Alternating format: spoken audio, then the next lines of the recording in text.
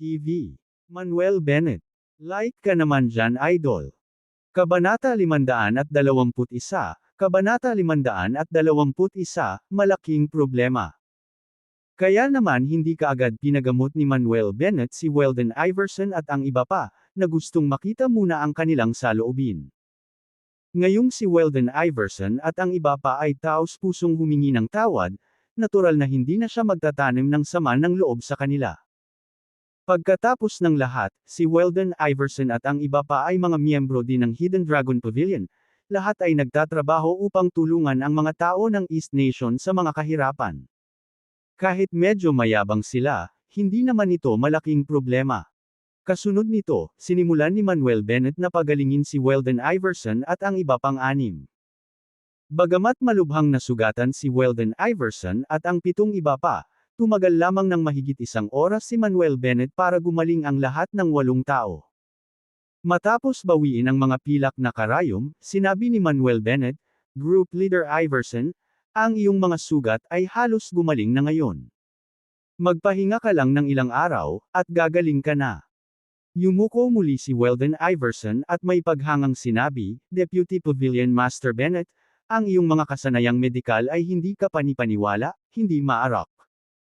Hindi nakakagulat na itinalaga ka ni Master Moore bilang kapitan ng Heavenly Medicine Group, lubos akong kumbinsido.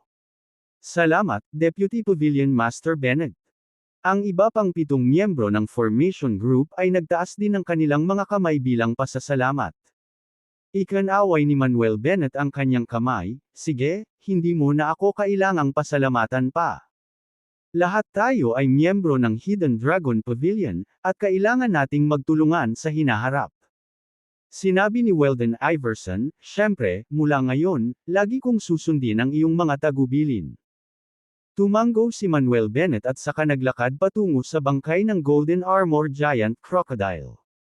Si Solomon Talbot at ang iba ay mukhang tuliro, hindi alam kung ano ang gustong gawin ni Manuel Bennett. Matapos makalapit, itinaas ni Manuel Bennett ang kanyang kanang kamay, na pinagdikit ang kanyang kanang hintuturo at gitnang daliri, pinalapot ang truth sheath, ginawa itong isang espada na humahampas sa katawan ng Golden Armor Giant Crocodile. Matapos putulin ang katawan ng Golden Armor Giant Crocodile, isang gintong inner demon ang makikita sa loob ng katawan, na naglalabas ng nakakasilaw na gintong liwanag. Tuwang-tuwa si Manuel Bennett at diretsyong inilabas ito. Gaya ng inaasahan. Ang demonic beast inner dan na ito ay hindi bababa sa 300 taong gulang, na may masaganang espiritual na enerhiya. Kuya Bennett, ito ba ang inner dan ng Golden Armor Giant Crocodile? Lumapit sa kanya si Solomon Talbot.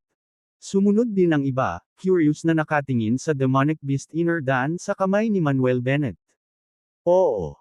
Tumango si Manuel Bennett at saka sinubukang ilagay ito sa kanyang bulsa. Tumawa si Solomon Talbot at sinabing, Brother Bennett, bago tayo ipadala ni Master Moore sa misyon na ito, espesyal na sinabi niya sa amin. Kung ang water monster na ito ay isang demonic beast, ibalik natin ang mga buto at inner dan ng demonic beast.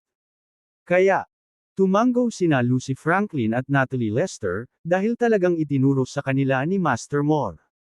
Maaari ninyong kunin ang mga buto ng Golden Armor Giant Crocodile, ngunit itatago ko itong demonic beast inner dan. Nakangiting umiling si Manuel Bennett, sabihin mo kay Brother Moore na ang demonic beast inner dan na ito ay itinuturing na gantimpala para sa oras na ito. Gayun din, tanungin si Brother Moore kung mayroon pa siyang demonic beast inner dance. Kung gagawin niya, sabihin sa kanya na magpadala sa akin ng ilang higit pa.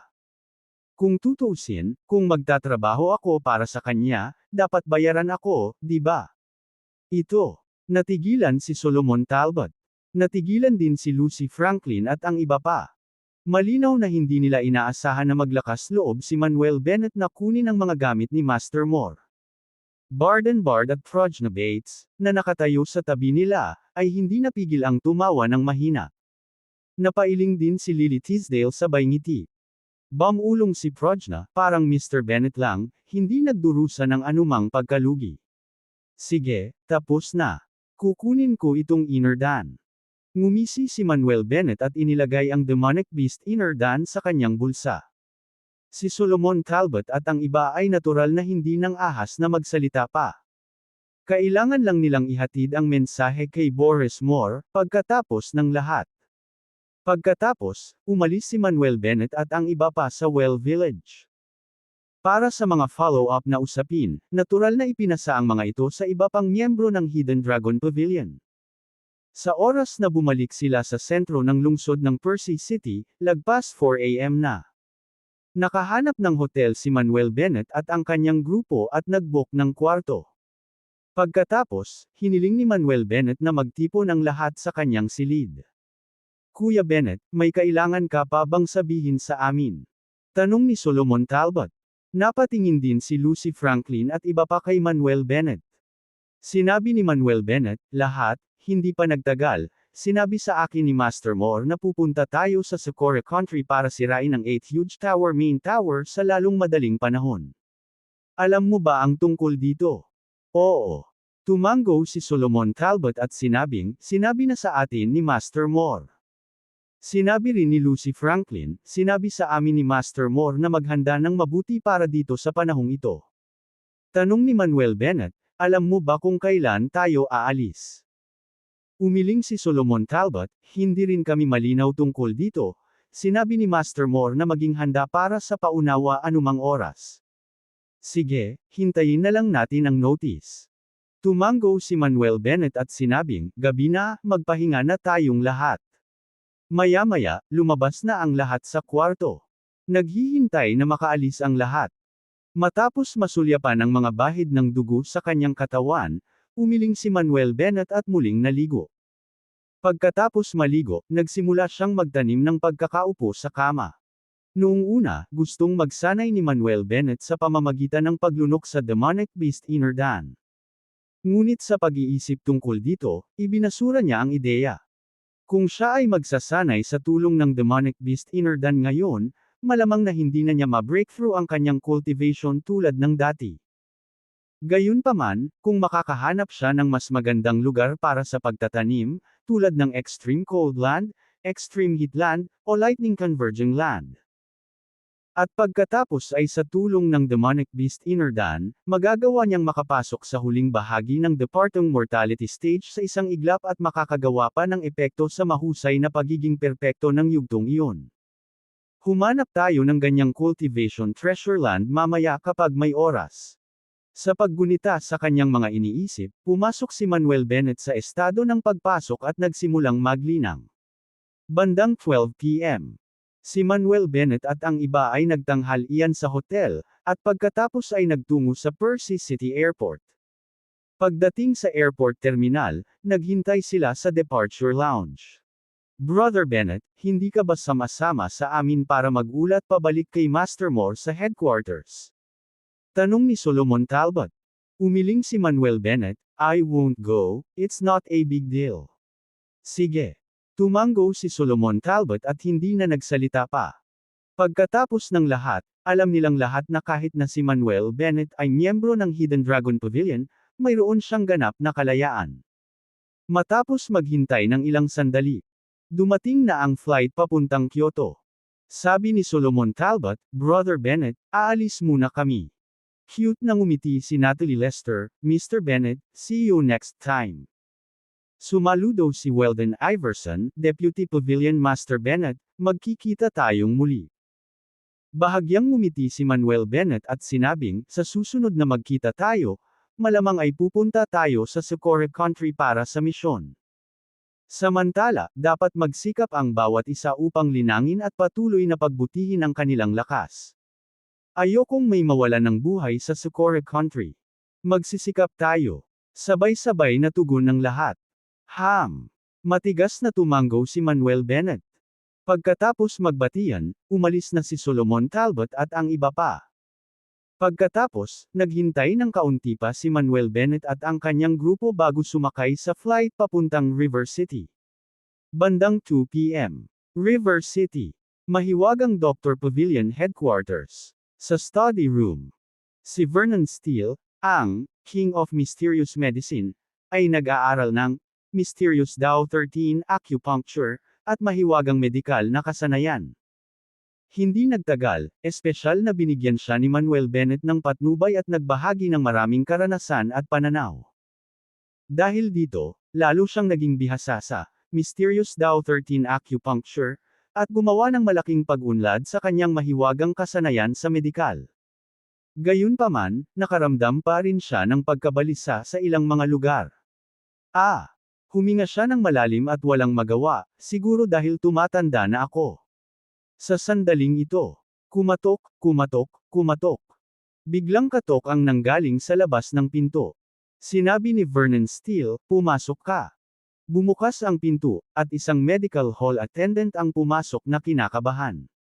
Pagkapasok niya, bulalas ng attendant, Divine Dr. Steele, nagkaroon ng aksidente, isang malaking aksidente. Anong klaseng aksidente? Tanong ni Vernon Steele na may pagtataka. Sabik na sabi ng attendant, Divine Dr. Steele, ngayon lang kami nakatanggap ng balita. 4 na doktor ng tradisyonal na gamot mula sa Socorro Country Sacred Medicine Gate ang dumating sa ating River City. Sa sandaling dumating ang 4 na lalaki na ito, nagbigay sila ng mga hamon sa lahat ng mga pangunahing medikal na bulwagan sa Medicine Circle ng River City. At sa umaga pa lang, 24 na Medical Hall Masters ang natalo ng 4 na ito. Kabanata 522, Kabanata 522, napakahusay na taktika. Ano? Natigilan si Vernon Steele, agad na tumayo, sigurado ka bang totoo yang sinasabi mo? Buong umaga ay nag-aaral siya ng mga medikal na pamamaraan, at naka-off ang kanyang mobile phone, kaya wala siyang ideya kung ano ang nangyayari sa labas. Oo, totoo. Tiniyak ng medical hall attendant, paulit-ulit na tumango, Divine Dr. Steele, ang buong River City Traditional Medicine World ay nagkakagulo ngayon. Higit sa lahat, sa bawat hallmaster na kanilang natatalo, pinipilit nilang pirmahan ang kanilang challenge letter. At, ipinagyayabang pa nga ng 4 na lalaki na ito ang pagkatalo sa lahat ng mga tradisyonal na practitioner ng gamot sa River City. Pinapirmahan ng lahat ng mga tradisyonal na practitioner ng gamot sa River City ang kanilang sulat ng hamon. Ang lahat ay umaasa na sa iyo, Dr. Holman, Dr. Clancy, at Dr. Hans na humakbang at talunin ang mga mapagmataas na tao. Mga bastos.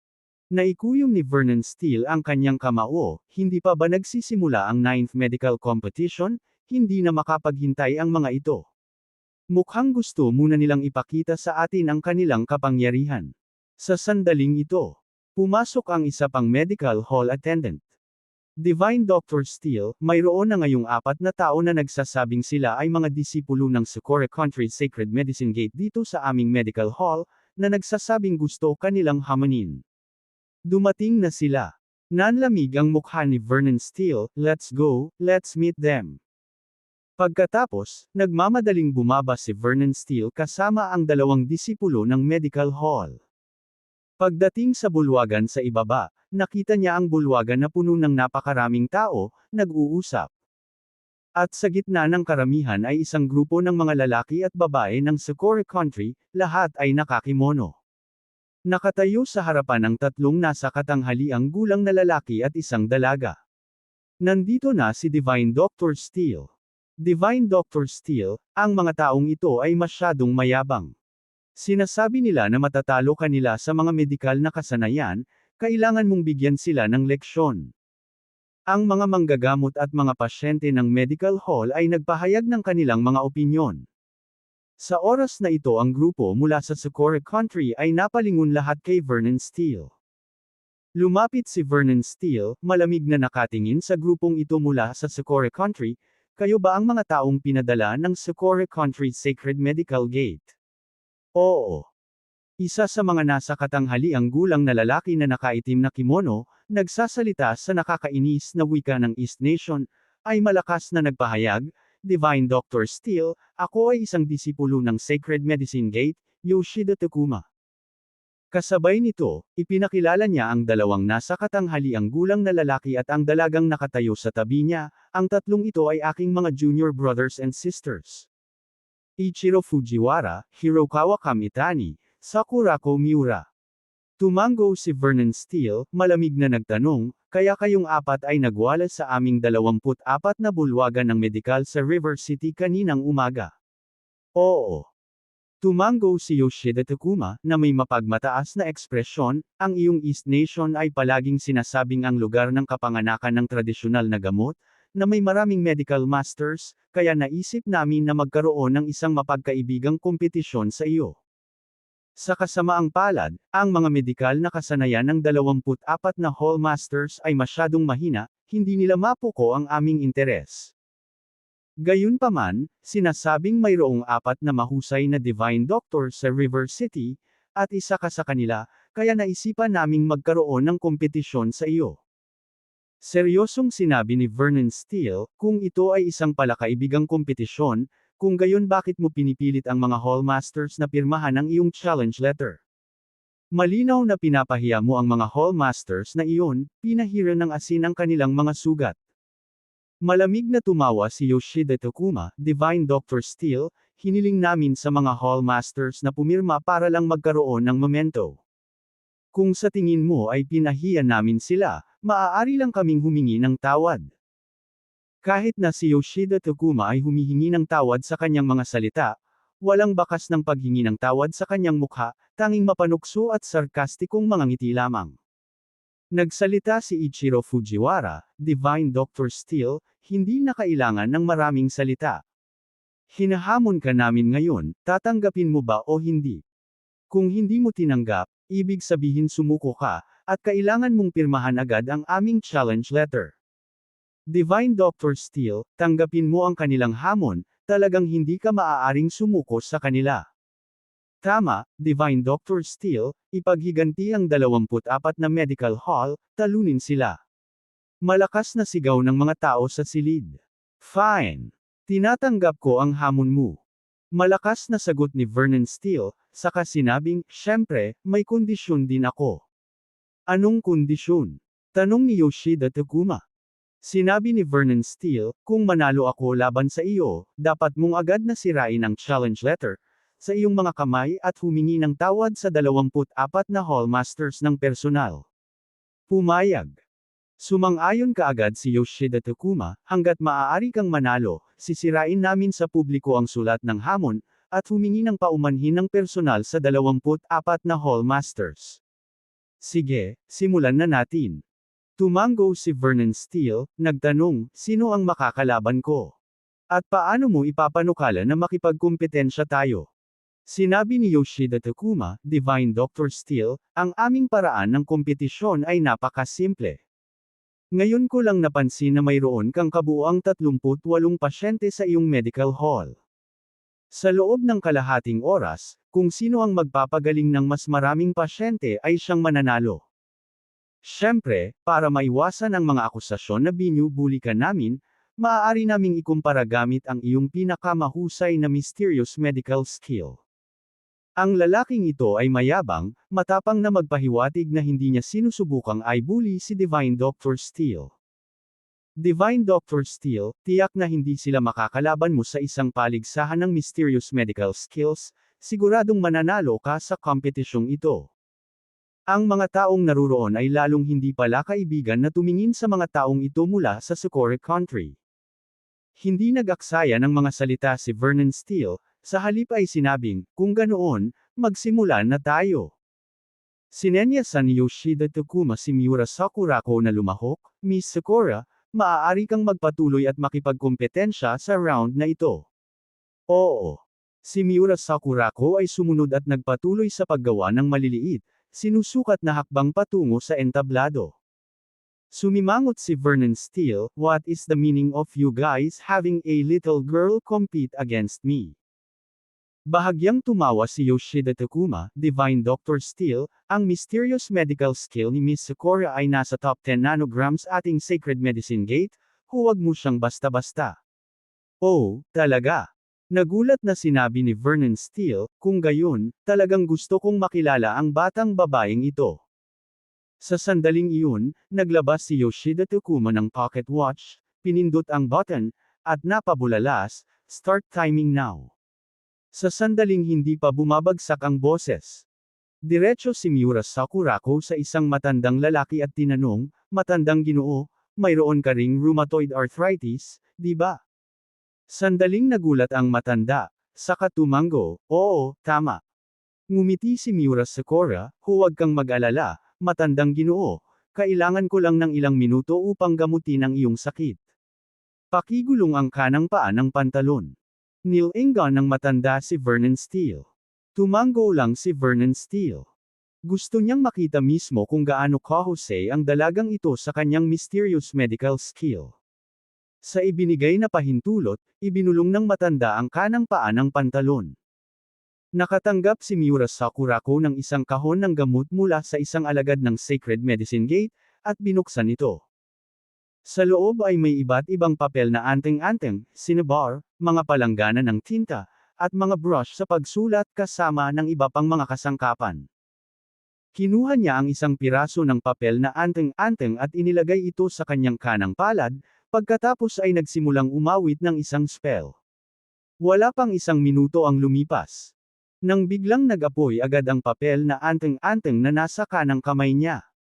Nang makita ito, lahat ng mga manunood ay nagpahayag ng kanilang pagkamangha. Kung tutuusin, ngayon lang nila nasaksihan ang ganoong eksena sa performance ni Vernon Steele. Sinong mag-aakala na ang babaeng ito mula sa Sakura Country ay nagtataglay din ng ganoong pamamaraan? Mabilis na naging abo ang papel na anteng-anteng. Kasunod nito, inilapat ni Miura Sakurako ang abo mula sa papel na anteng-anteng sa kanang kasukasuan ng tuhod ng matanda. Pagkatapos ng ilang minuto pa, pinalis ni Miura Sakurako ang abo ng papel na anteng-anteng mula sa tuhod ng matanda, at sinabing, Kuya, igalaw mo ang iyong kanang paa at tingnan kung mabuti na ang pakiramdam mo ngayon. Iginalaw ng matanda ang kanyang kasukasuan ng tuhod na may pag-aalinlangan, gumawa ng ilang hakbang, at ang pagtataka ay biglang kumalat sa kanyang mukha. Wala na talaga ang rheumatoid arthritis ko, hindi na masakit. Sa isang iglap, natigilan ang buong audience. Napatingin ang lahat kay Miura Sakurako na may pagtataka sa kanilang mga mata. Gumaling na, ganun lang. Hindi ba't napakahimala ng pamamaraang ito? Kabanata 523, Kabanata 523, Paiya. Nakatingin sa gulat na ekspresyon ng karamihan. Nakataas ang ulo, puno ng pagmamalaki ang mukha ni Miura Sakurako. Bahagyang pinaikit ni Vernon Steele ang kanyang mga mata. Ang gayong batang babae na nagtataglay ng mga mahiwagang kasanayang medikal, siya ay talagang kapansin-pansin. Yoshida Takuma, Ichiro Fujiwara, at Kamitani Hirokawa lahat ay may mapagmataas na ekspresyon sa kanilang mga mukha. Sakurako, gamutin mo ang susunod. Hayaan mo silang masaksihan muli ang iyong mystical medical skills. Malakas na sabi ni Yoshida Takuma. Oo. Tugon ni Miura Sakurako at dir-diretsyong naglakad patungo sa isang medyo may edad na lalaki. Pinagmasdan niya ang kutis ng lalaki at saka sinabing, buka ang bibig mo at tingnan ko. Masunerang ibinuko ng nasa katanghaliang gulang na lalaki ang kanyang bibig. After taking a look, Miura Sakurako directly said, mukhang may pamamaga at pananakit mo sa lalamunan mo, di ba? Oo, tama iyan. Paulit-ulit na tumango ang nasa katanghaliang gulang na lalaki, medyo nilalagnat ako nitong mga araw na ito, sobrang hindi komportable. Hindi na nagsalita pa si Miura Sakurako, sa halip ay bumaling siya kay Vernon Steele at sinabing, Divine Dr. Steele, pwede mo bang ipakuha sa akin ang iyong katulong ng isang mangkok ng malinaw na tubig? Sinabi ni Vernon Steele sa isa sa mga katulong ng medical hall, pumunta ka at kumuha ng isang mangkok ng malinaw na tubig. Oo. Bagamat medyo inis, sinunod ng katulong ang mga tagubilin at kumuha ng isang mangkok ng malinaw na tubig. Matapos matanggap ang malinaw na tubig, naglabas si Miura Sakurako ng isa pang papel na anteng-anteng mula sa kanyang kahon ng gamot. Hinawakan niya ang papel na anteng-anteng gamit ang kanyang kanang hintuturo at gitnang daliri, at nagsimulang magbigkas muli ng mga inkantasyon. Hindi nagtagal, muling nag-apoy ang papel na anteng-anteng sa kanyang mga daliri. Ang abo mula sa nasusunog na papel na anteng-anteng ay nahulog sa mangkok. Matapos masunog ang papel ng anteng-anteng, kumuha siya ng isang kurot ng cinnabar sa kahon ng gamot, iwinisik ito sa mangkok, at hinalo ito ng isang kahoy na patpat. Pagkatapos, iniabot niya ang mangkok sa nasa katanghaliang gulang na lalaki at sinabing, inumin mo itong mangkok ng tubig, at gagaling ang iyong mga problema. Ito. Matapos mag-alinlangan sandali, uminom ng tubig ang nasa katanghaliang gulang sa isang lagok. Pagkatapos lang ng ilang minuto, sabi ni Miura Sakurako, feel it, mas maganda ba ang lalamunan mo? Bahagyang umubo ng ilang beses ang nasa katanghaliang gulang na lalaki at agad na natigilan. Mas maganda ba? Magsalita ka. Oo, bilasan mo magsabi. Pinapatay tayo nito sa pananabik. Ang mga tao sa paligid ay nagsimulang himukin siya. Napalunok ang nasa katanghaliang gulang na lalaki at sinabing, mabuti pa. Mas maganda talaga ang lalamunan ko, hindi naman masakit. Nang marinig ang mga salita ng nasa katanghaliang gulang na lalaki, muling nagulat ang mga tao. Diyos ko, ang batang babae na ito ay napakahirap. Isang papel na anteng-anteng ang nagpagaling sa rheumatoid arthritis ng matanda, at isang mangkok ng tubig ang nagpagaling sa lalamunan ng lalaking ito. Bagaman mahirap aminin, kailangan nating kilalanin na ang kanyang mga kasanayan sa medikal ay talagang kahanga-hanga. Mukhang sa pagkakataong ito, nakilala na talaga ni Divine Dr. Steele ang kapareha niya.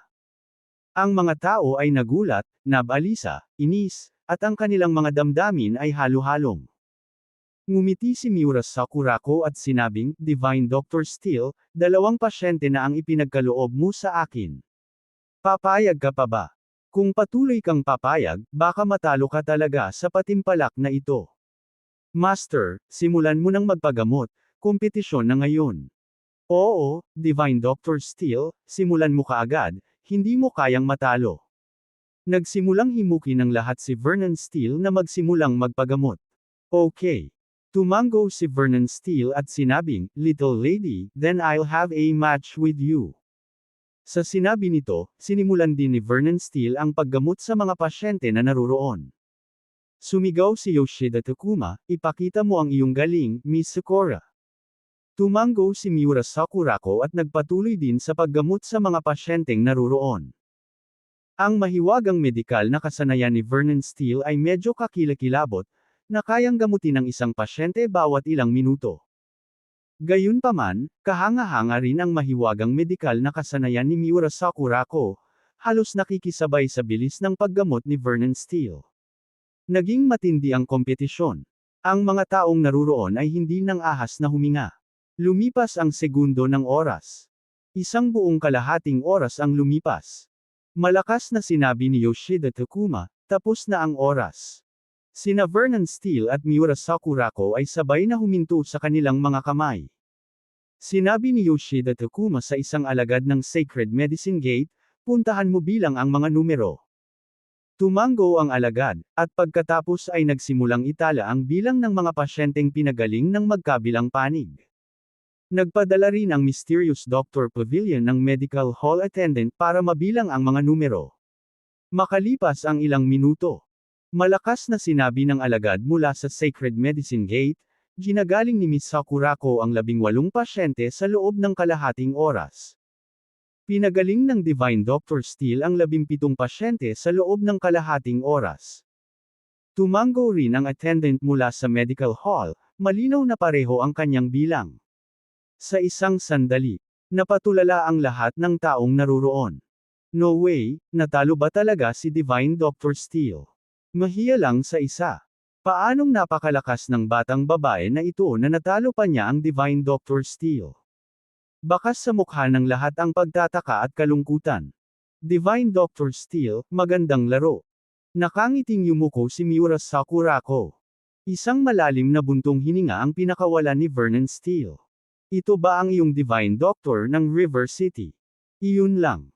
Ngumisi si Yoshida Takuma, at pagkatapos ay kinuha ang challenge letter mula sa isang disipulo at iniabot ito kay Vernon Steele, malakas na sinabing, Vernon Steele, pirmahan mo. Sa sandaling ito, si Yoshida Takuma ay walang paggalang kay Vernon Steele, at kahit na direktang tinawag siya sa kanyang pangalan. Bastos. Galit na sumigaw ang isang doktor mula sa Mysterious Doctor Pavilion, kung hindi isinuko ng aking guro ang 2 pasyente sa batang babae na ito, paano niya napanalo ang aking guro? Nagkibit-balikat si Yoshida Takuma at sinabing, hindi kami ang nagpaubaya sa kanya. Gusto niyang gawin ito. Ngayong natalo siya, sino ang dapat sisihin? Ichiro Fujiwara also scoffed, I think the old man relied on his age, thinking he had already won, that's why he surrendered to patience to Army Sakurako, right? Matanda, ang kay-abangan ay may kapalit. Nag-echo din si Kamitani Hirokawa na may panunuya. Masyado kayong kasuklam-suklam, nangangahas na huwag igalang si Divine Dr. Steel ng ganito. Dapat kang humingi ng tawad kay Divine Dr. Steel. Sabay-sabay na sigaw ng mga manggagamot at katulong ng medical hall. Tama na. Sumigaw si Vernon Steele, ang kanyang mukha ay malamig na nakatitig kay Yoshida Takuma at sa iba pa, na nagsasabing, inaamin ko ang pagkatalo sa patimpalak na ito, ang salitang ito, pipirma ako. Master, huwag pumirma, huwag pumirma. Ikaw ang Divine Doctor ng River City, paano mo aaminin ang pagkatalo mo sa kanila? Pwede natin silang hamunin ulit, this time hindi na tayo susuko sa kanila. Ang mga manggagamot, katulong, at mga pasyente ng medikal na bulwagan ay nagngangalit ang kanilang mga ngipin, na ayaw sumuko. Ngumisi si Yoshida Takuma, hamon na naman. Kung patuloy na natatalo ang matandang ito, kailangan pa ba nating maglaro? Ganito ba kawalan kayong mga taga-East Nation, na hindi umaamin ng pagkatalo kapag natalo kayo? Huminga ng malalim si Vernon Steele, nanginginig na kinuha ang panulat at pinirmahan ang kanyang pangalan sa challenge letter na may laman na 24 na pangalan. Ito ay hindi lamang isang pangalan, ngunit isang kahihiyan. Ha. Kinuha ni Yoshida Takuma ang challenge letter at humagalpak ng tawa. Tuloy na tayo sa susunod. Ikanaway ni Yoshida Takuma ang kanyang kamay, handang umalis kasama sina Ichiro Fujiwara, Kamitani Hirokawa, at Miura Sakurako. Gayunpaman, habang narating ni Yoshida Takuma at ng iba pa ang pasukan. Malakas na sabi ni Vernon Steele, huwag masyadong mayabang, siguradong may matatalo sa iyo. Talaga. Tumawa si Yoshida Takuma, na nagsasabing, kung gayon ay maghihintay tayo at tingnan. Kabanata 524, Kabanata 524, Banal na Pintuan 13 Karayom. Hindi nagtagal. Ang balita ng King of Mysterious Medicine, na pagkatalo ni Vernon Steele ng Sacred Medicine Gates Quartet ay kumalat sa buong River City's traditional medicine world. Nagkagulo na naman ang traditional medicine world ng River City. Inaabangan ito ng lahat. Inaasahan nila ang Divine Needle King, na si Joan Holman, King of 100 Herbs, na si Cyril Clancy, Bone Setting King, na si Joseph Hans na talunin ng quartet ng Sacred Medicine Gate. Ngunit, makalipas ang isang oras, lumabas ang balita ng pagkatalo ng Bone Setting King, na si Joseph Hans sa quartet ng Sacred Medicine Gate. Ang traditional medicine world ng River City ay nagkagulo. Ang isang alon ay halos hindi na bumaba ng isa pang tumaas. Makalipas ang 2 oras, lumabas din ang balita ng King of 100 Herbs, na pagkatalo ni Cyril Clancy sa quartet ng Sacred Medicine Gate. Ang buong traditional medicine world ng River City ay nayanig sa pundasyon nito. Ang lahat ay lalong nawasak at nawalan ng pag-asa. Hari ng mahiwagang gamot, natalo si Vernon Steele. Bone Setting King, natalo si Joseph Hans. Hari ng Daang Herbs, natalo si Cyril Clancy. Ngayon, tanging ang banal na hari ng Karayom, na si Joan Holman ng 4 na dakilang Divine Doctor ng River City ang natitira. Inilagay ng lahat ang kanilang huling pag-asa kay Joan Holman. Sa bandang hapon, magandang Development Hall Headquarters. Napuno ng mga tao ang buong bulwagan ng Good Development Hall Headquarters. Nandoon si Joan Holman. Nandoon sina Cyril Clancy, Joseph Hans, Vernon Steele. Ang mga hallmasters ng iba pang 24 na medical hall ay naroon din. Ang mga manggagamot, dispenser, at mga pasyente ng Good Development Hall ay nagtipon sa bulwagan.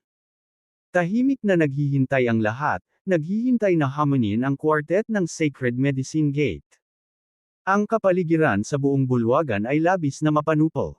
Napabuntong hininga si Vernon Steele, Mr. Hefner, kasalanan namin na natalo kami sa mga chaps na iyon mula sa Sacred Medicine Gate. Sa pagkakataong ito, nakasalalay sa iyo ang lahat. Sinabi ni Joanne Holman sa malalim na boses, huwag kang mag-alala, tiyak na gagawin ko ang aking makakaya. Mabangis na sinabi ni Cyril Clancy, Mr. Hefner, hindi mo alam. Gumugugol lang ako ng kaunti pang oras sa pagtukoy ng 2 halamang gamot. Sinamantala ng lalaking iyon na nagngangalang Ichiro Fujiwara ang pagkakataon na lampasan ako, at iyon ang natalo ko sa kanya. Joseph Hans also protested, that guy named Kamitani Hirokawa just took advantage of my old age and physical inconvenience. I lost because I can't keep up with that single guy. Sinabi ni Vernon Steele, Mr. Clancy, Mr. Harvey, gayunpaman sinabi mo ito, talagang natalo ka. Mabigat na bamantong hininga sina Cyril Clancy at Joseph Hans. Ang isang hallmaster ng isang medical hall ay nagsabi, kailangan kong aminin, ang mga medikal na kasanayan ng 4 na lalaking iyon ay lubhang kahanga-hanga, hindi ko talaga maihahambing sa kanila. Ang isa pang hallmaster ng isang medical hall ay nagsabi, ang Sacred Medicine Gate ay sinasabing ang pinakamatanda at pinakamalakas na medikal na sekta sa Socorro Country. Ang Sacred Medicine Gate ay napakahusay sa maraming larangan tulad ng acupuncture, herbs, bone setting, misteryosong doktor, at fire glass, at nalinang nila ang maraming talento sa tradisyonal na gamot para sa Socorro Country. Ang sektang medikal na ito ay hindi maaaring maliitin. Bamantong hininga si Cyril Clancy, mabilis bang umunlad ang kanilang tradisyonal na gamot kung hindi pa nila ninakaw ang marami sa ating mga medikal na kasulatan noon? Sila ay isang grupo ng mga magnanakaw, natutunan nila ang aming mga bagay at ngayon ay ginagamit ang aming mga bagay upang makitungo sa amin. Nagreklamo si Joseph Hans, hindi ba, sa pagkakaalam ko, ang mga orihinal na bersyon ng daan-daang tradisyonal nating medikal na kasulatan tulad ng Tang's Treatise on Cold Damage, Synopsis of Prescriptions of the Golden Chamber, Hougham Internal Formula, Red Crow Divine Needle Scripture, Treatise of the Great Fundamental ay napunta na sa kanilang mga kamay. Vernon Steele gritted his teeth, higit sa lahat, ang Socorro Country ay binibigyang importansya ang tradisyonal na gamot, nagsimula silang magsanay mula pagkabata, at ang kanilang upper level ay lubos na sumusuporta sa tradisyonal na gamot. At tayo, marami sa ating mga kababayan ang itinuturing na tradisyonal na gamot bilang dumi, bilang pamahiin. Mahirap umunlad kahit ang sarili nating mga kababayan ay hindi naniniwala dito. Sa pagpapatuloy ng ganito, talagang nag-aalala ako sa kinabukasan ng ating tradisyonal na gamot. Lahat ng mga manggagamot na naruroon ay huminga ng malalim, ang kanilang mga mukha ay puno ng kalungkutan at pag-aalala. Para umunlad ang tradisyonal na gamot, hindi uubra ang pag-asa lamang sa mga matandang ito, kailangan ng sariwang dugo. Sa sandaling iyon, may ingay mula sa labas ng pinto. Dumating na ang mga tao mula sa Sacred Medicine Gate. May sumigaw. Lahat ay tumingin upang makita sina Yoshida Takuma, Ichiro Fujiwara, Kamitani Hirokawa at Miura Sakurako na pinamumunuan ang isang grupo ng mga disipulo mula sa Sacred Medicine Gate papunta sa bulwagan. Nako, hindi ba ito ang mga taunang kalaban natin? Perfect. Tumawa si Yoshida Takuma, dahil narito kayong lahat, ito ay perpekto. Mamaya, hahayaan ka naming masaksihan kung paano nahulog sa amin ang Divine Needle King, na si Joanne Holman. Bastos. Talagang mayabang. Hinding-hindi magpapatalo si Dr. Holman sa iyo. Ang mga tao ay sumabog sa galit na protesta. Ngumisi si Yoshida Takuma, sa halip na sumigaw dito, hayaan natin ang ating mga kakayahan ang magsalita. Tumayo si Joanne Holman at sinabi ng may matunag na boses, pakinggan natin, paano mo gustong makipagkompetensya? Malakas na nagsalita si Yoshida Takuma, Joanne Holman, makikipagkompetensya ako sa iyo sa acupuncture, ang bagay na pinakamagaling mo. Kung sino ang makakapagpagaling ng mas maraming pasyente sa loob ng kalahating oras ay siyang panalo. Mabuti, makipagkumpetensya tayo sa ganoong paraan. Tumango si Joanne Holman. Nagpatuloy si Yoshida Takuma, Joanne Holman, kailangan nating linawin ang isang bagay. Kailangan mong pirmahan ang aming challenge letter, kung matalo ka. Kaya, huwag kang tumulad sa ilang taong ayaw umamin ng pagkatalo. Nang marinig ito, ilang mga hallmasters na dati ay tumangging pumirma ay pulang-pula ang mukha sa pinipigilang galit. Rest assured, kapag natalo talaga ako, pipirmahan ko ang challenge letter mo. Mataimtim na sinabi ni Joanne Holman, at idinagdag, syempre, kung manalo ako, kailangan mong sirain ang sulat ng hamon, at humingi ng paumanhin sa lahat ng mga hallmasters. Sige. Tumango si Yoshida Takuma bilang pagsang-ayon. Kung ganoon ay simulan na natin. Mariing sinabi ni Joanne Holman.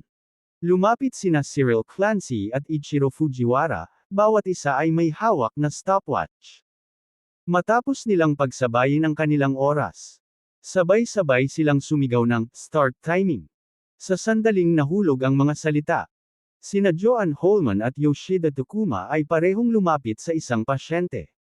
Si Joanne Holman ay pumili ng isang matandang lalaki. Si Yoshida Takuma ay pumili ng isang binata. Tinanong ni Yoshida Takuma ang binata, nahihilo ka na ba at sumasakit ang ulo kamakailan?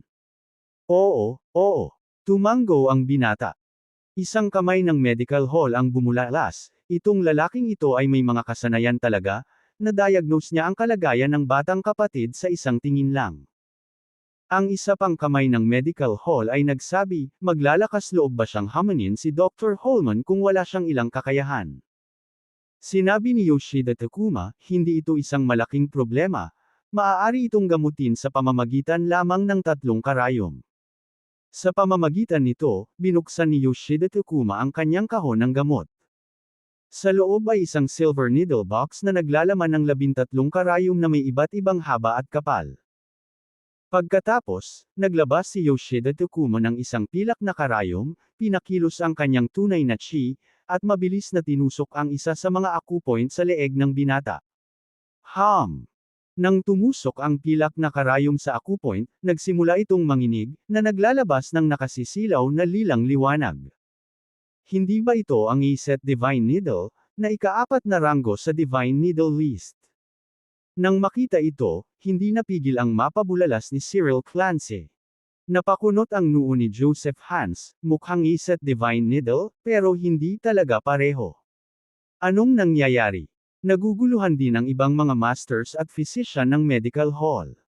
Ipinagmamalaki ni Yoshida Takuma, ang acupuncture technique na natutunan ko ay talagang tinatawag na Iset Divine Needle.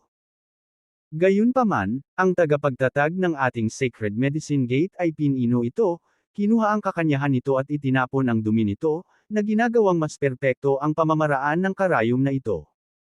Kaya, ang pamamaraan ng karayom na ito ay lampas na ngayon sa Iset Divine Needle, at ito ay kilala bilang Molly Gate 13 Needle. Kabanata 525, Kabanata 525, hinahamon ang ating guro. Utter nonsense. Sumigaw si Cyril Clancy, ang Iset Divine Needle, na ito ay nasa ika-4 na ranggo sa Divine Needle ranking ng ating East Nation. Ito ay nasubak sa loob ng mahabang panahon at medyo pino. Kayong mga tao ay walang ingat na binabago ito, na lumilikha ng isang bagay na tinatawag na banal na Gate 13 Needles, nang walang kahihiyan. Sa tingin mo ba sapat na yun para malampasan ang Iset Divine Needle? Sa tingin ko ito ay kalokohan. Malamig na sinabi ni Yoshida Takuma, hindi ako magsasawang makipagtalo sa iyo. Ngayon, ipapakita ko sa iyo ang kapangyarihan ng ating Molly Gate 13 Needles. Dahil doon, naipit ni Yoshida Takuma ang isa pang pilak na karayom at tinusok ito sa pangalawang acupoint sa leeg ng binata. Pagkatapos, kinurot ni Yoshida Takuma ang ikatlong pilak na karayom at ipinasok ito sa isang acupoint sa ulo ng binata. Tumagal lang ng ilang minuto. Ang mga pilak na karayom ay tumigil sa pag-vibrate. Inalis ni Yoshida Takuma ang mga pilak na karayom at sinabi sa binata, pakiramdam mo, nawala na ba ang iyong sakit ng ulo at pagkahilo? Inikot ng binata ang kanyang leeg at naramdaman iyon. Makalipas ang ilang segundo. Ang pagkagulat ay kumalat sa kanyang mukha. Wala na talaga. Hindi na nahihilo at hindi na masakit ang ulo ko. Pagkarinig nito, gulat ang lumitaw sa mga mukha nina Cyril Clancy, Joseph Hans, at Vernon Steele. Pumikit si Joseph Hans at sinabing, talagang may mga kasanayan ang taong ito, na nilulunasan ang sakit ng batang ito sa pamamagitan lamang ng 3 karayom. Sumimangot si Cyril Clancy, umpisa pa lang ito, hindi pa sigurado kung sino ang mananalo at kung sino ang matatalo. Sa oras na ito, pagkatapos gamutin ang unang binata, si Yoshida Takuma ay agad na naglakad patungo sa susunod na pasyente. Hanggang sa magsimulang gamutin ni Yoshida Takuma ang pangalawang pasyente, hindi pa naaalis ni Joan Holman ang unang pasyente. Cyril Clancy urged, "Mr. Hefner, what are you doing? Bilasan mo." Sinabi ni Joseph Hans, "Mr. Cowell, huwag mo siyang pilitin ng bulag. Kahit na ito ay isang kompetisyon, ito ay tungkol pa rin sa paggamot sa mga pasyente. Malaking bagay kung may mali." Nagsalita si Vernon Steele, "Mr. Hefner, huwag kang magpa-impluwensya kay Mr. Cowell. Just do your best. We believe in you." Tumango si Joan Holman at saka naglakad papunta sa susunod na pasyente. Sa sumunod na panahon, gumamit sina Joan Holman at Yoshida Takuma ng acupuncture upang gamutin ang sunod-sunod na pasyente. Bagamat medyo mas mabagal ang pagsisimula ni Joan Holman, mabilis niyang naabutan si Yoshida Takuma, at unti-unting hamina ang kanilang mga bilis. Makalipas ang 15 minuto, nalampasan pa ni Joan Holman ang bilis ni Yoshida Takuma. Napabuntong hininga si Joseph Hans, pagkatapos ng patnubay ni Master, ang mga kasanayan sa acupuncture ni Mr. Hefner ay naging mas katangi-tangi. Hindi lamang niya lubusang nakabisado ang bumabalik na yang 9 needles, ngunit natuto rin siyang gumamit ng air transport needles. Sa kompetisyong ito, baka manalo lang si Mr. Hefner. Tumawa si Cyril Clancy, "Siyempre, ang isang kilalang guro ay gumagawa ng isang mahusay na estudyante. Ang iba pang mga hall masters, physicians, at mga pasyente sa medical hall lahat ay nakakuyom ang kanilang mga kamao, pinipigilan ang kanilang pananabik." Lumipas ang oras bawat minuto. Hindi namalayan, 27 minuto na ang lumipas. Matapos gamutin ang ika-8 pasyente, pumunta si Joan Holman sa ika-9 na pasyente. Nang simulan ni Joan Holman ang paggamot sa ika-9 na pasyente, na nagpasok ng 2 karayom. Kakagaling lang ni Yoshida Takuma sa ika-8 pasyente. Nang makitang sinimulan na ni Joan Holman ang paggamot sa ika-9 na pasyente, biglang natarante si Yoshida Takuma. Ang kanyang tingin ay dumaan sa mga pasyente, mabilis na pumili ng isang pasyente na may mas magaan na kondisyon, at sinimulan ang paggamot. Hindi nagtagal, lumipas ang huling 3 minuto. Tapos na ang oras. Sabay na tumawag sina Cyril Clancy at Ichiro Fujiwara. Binawi ni Yoshida Takuma ang mga pilak na karayom mula sa katawan ng ika-9 na pasyente. At ang pang-9 na pasyente ay pinagaling din niya. Pinigil ni Joan Holman ang kanyang kamay na maglalagay na sana ng karayom, na huminga ng malalim. Sinabi ni Ichiro Fujiwara, "Ngayon, bilangin natin ang bilang ng mga pasyente na ginagamot ng magkabilang panig." Hindi na kailangang magbilang, natalo ako. Napabuntong hininga si Joan Holman bilang tugon. Sa loob ng itinakdang oras, 8 pasyente lang ang napagaling niya. Habang pinagaling ni Yoshida Takuma ang 9 na tao. Kaya natural, natalo siya. Nawala na naman, ha? Maging si Dr. Holman ay natalo. Wala bang sinuman sa River City ang makakatalo sa 4 na ito? Ito ay isang kahihiyan sa ating River City Traditional Medicine World. Ang mga hall masters, mga manggagamot at mga katulong na naruroon ay mukhang nalulungkot at labis na malungkot. Bagaman mabigat ang kalooban ni Joan Holman, nagpatuloy siya sa pagbibigay ng acupuncture sa isang matandang babae sa kanyang harapan. Galit na sigaw ni Yoshida Takuma, "Joan Holman, dahil umamin ka sa pagkatalo, bakit mo patuloy na ginagamot ang mga pasyente? Ayaw mo bang umamin ng pagkatalo?" Sumimangot si Joan Holman at sinabing, "Mr. Yoshida, habang nakikipagkumpetensya talaga ako sa iyo, nagpapagamot din ako ng mga pasyente sa parehong oras. Ngayon ko palang natrato ang matandang ito sa kalahati, paano ako titigil? Sa iyong mga mata, ang medikal na kasanayan ba ay isang kasangkapan lamang para sa pagpapakitang gilas at pakikipaglaban? Ikaw. Biglang namula ang mukha ni Yoshida Takuma, ngunit hindi niya ito mapabulaanan. Hindi katakataka na si Dr. Holman ay sobrang mahabagin. Kahit natatalo sa isang paligsahan, nananatili siyang hindi apektado at inuuna pa rin ang mga pasyente. Kung ikukumpara sa taong ito, mas magaling si Dr. Holman. Sunod-sunod na komento ng karamihang naruroon, nakatingin kay Yoshida Takuma na puno ng pang-aalipusta ang mga mata. Galit na sigaw ni Yoshida Takuma, "A loss is a loss. Kahit anong sabihin mo, it's pointless." Ilang minuto pa ang lumipas. Sa wakas ay pinagaling ni Joanne Holman ang matandang babae at binawi ang mga pilak na karayom. Joanne Holman, dahil natalo ka, lagdaan mo ang challenge letter. Kinuha ni Yoshida Takuma ang sulat ng hamon. Sa sandaling ito, lumapit si Cyril Clancy at sumigaw, "Sinadya kong suriin ngayon lang.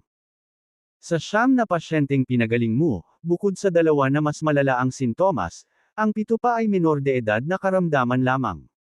Sa kabilang banda, mayroong 5 pasyenteng may malubhang karamdaman sa grupo ni G. Hefner. Kung talagang gusto nating pag-usapan ang panalo o pagkatalo, malinaw na ikaw ang natalo." Namilog ang mga mata ni Yoshida Takuma, at sumagot siya, "Sinabi ko kanina na pinagkukumpara natin kung sino ang makakapagpagaling ng mas maraming pasyente sa loob ng itinakdang oras, at walang ibang mga patakaran ang nabanggit. Maaari ring pinili ni Joanne Holman na gamutin ang ilang menor de edad na pasyente, ngunit pinili niyang huwag. Sino ang dapat sisihin yan?" Eksakto. Humakbang din si Ichiro Fujiwara at malamig na sinabi, "Dahil natalo ka, harapin mo lang at pirmahan." Walang hiya. Kasuklam-suklam. Walang hiya.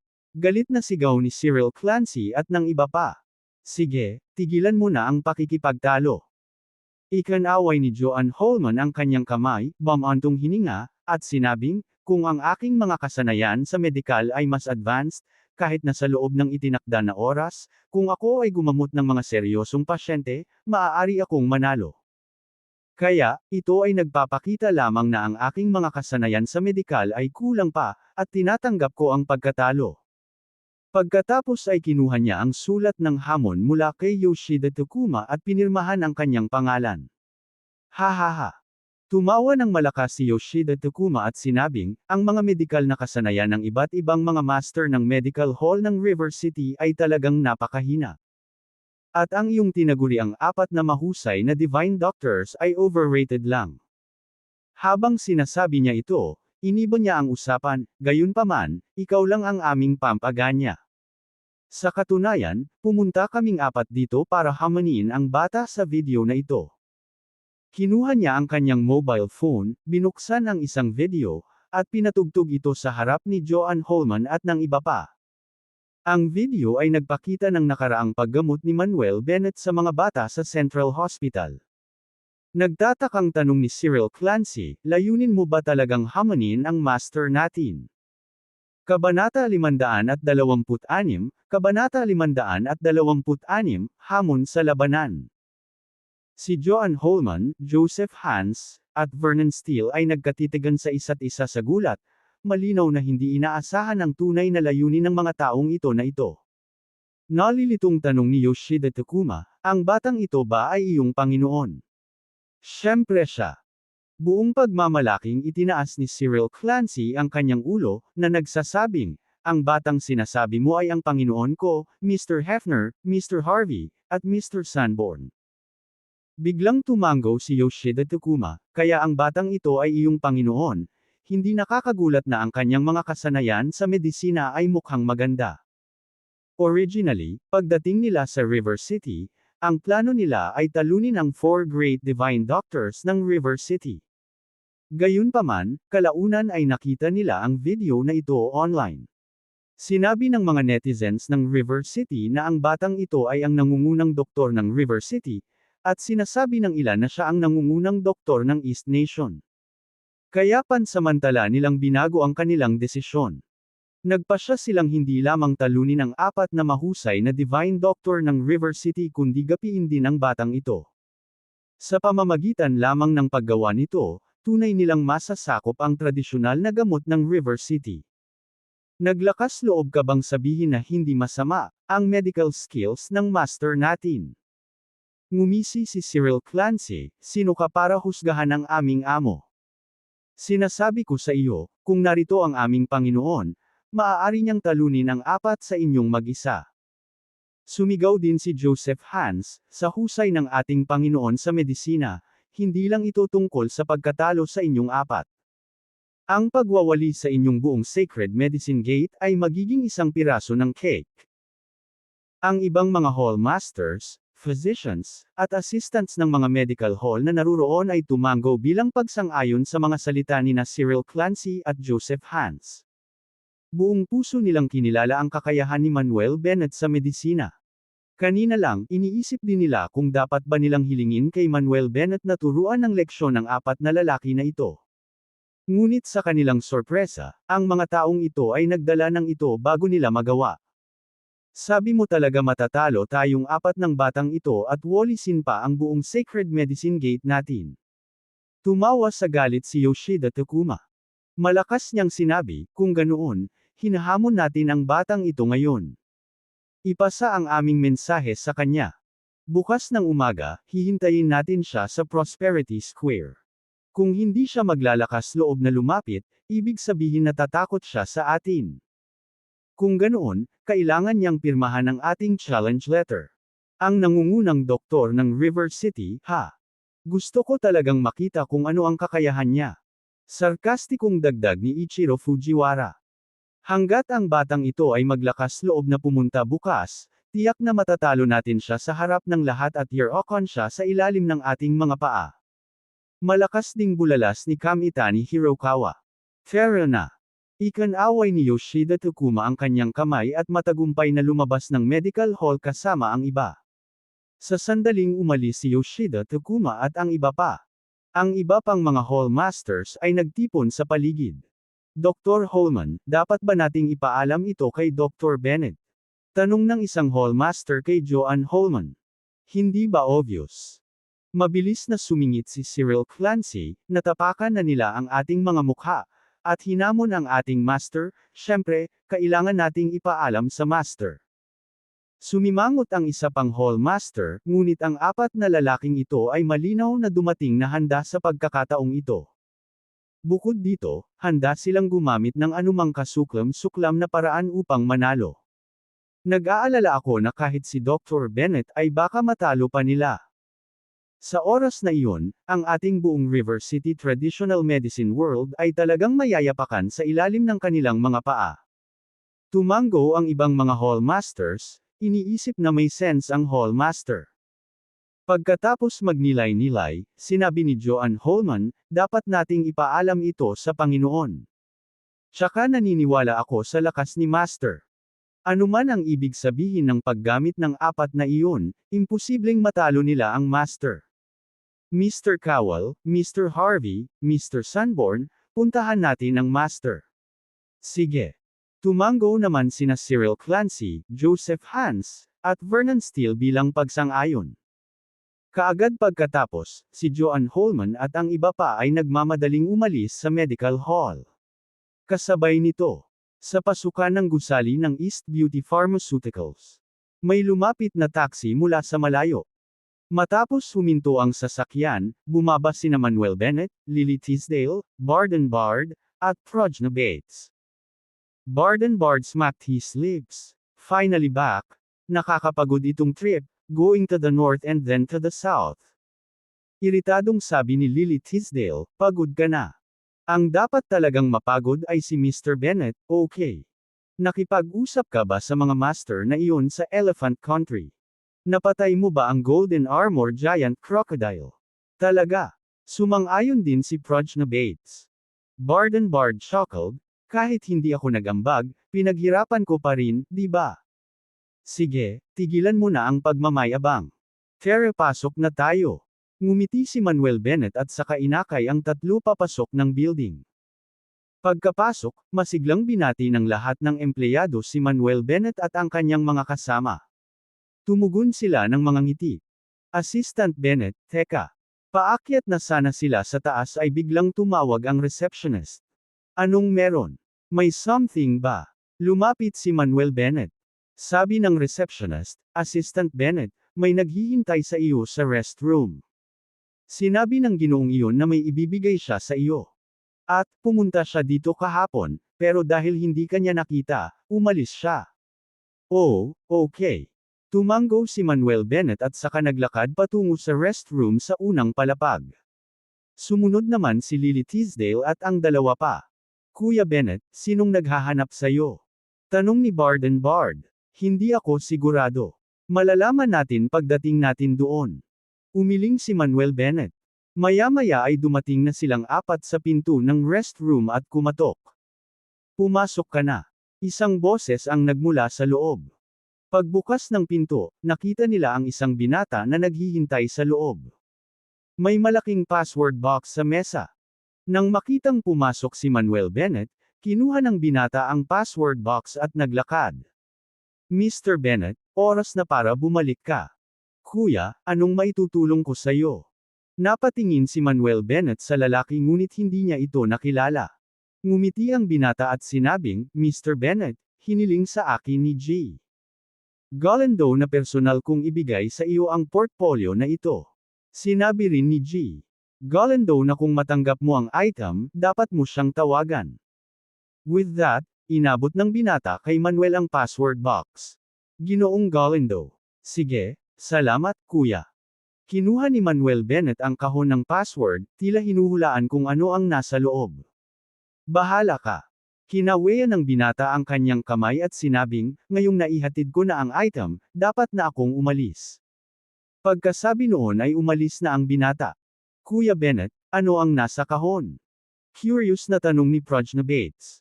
Na-curious din sina Lily Tisdale at Barden Bard. Siyempre, ito ay isang kayamanan. Mahiwagang ngumiti si Manuel Bennett at saka tumawag kay Galindo. Ilang saglit na tumunog ang telepono bago ito kinuha. Haha, Mr. Bennett, kanina pa. Kamusta? Dumating sa telepono ang masaganang tawa ni Galindo. Tumawa si Manuel Bennett at sinabing, all is well, Mr. Galindo. How about you? Mahusay, napakahusay. Natawa si Galindo at saka nagtanong, Mr. Bennett, natanggap mo na ba ang item? Sumagot si Manuel Bennett, oo, nakuha ko. Hulaan ko kung ano ang nasa kahon na ito ay ang alahas na ginawa mula sa Glass Emperor Green noong nakaraan, tama ba? Dati niyang tinulungan si Galindo na tumaya sa mga bato sa main country, na nagresulta sa isang piraso ng Glass Emperor Green. Nangako si Galindo na tutulong na gawing batch ng alahas ang Glass Emperor Green. Tama na yan. Pumayag si Galindo, saka nagpatuloy, the password for the box is 88. Tumango si Manuel Bennett at sinabing, salamat, Mr. Galindo. Mr. Bennett, we're friends. Hindi na kailangang magpasalamat sa akin. Natawa si Galindo at sinabing, Mr. Bennett, kung may oras ka sa hinaharap, kailangan mo akong bisitahin muli. Sagot ni Manuel Bennett, oo naman, basta may oras ako, sasama talaga ako.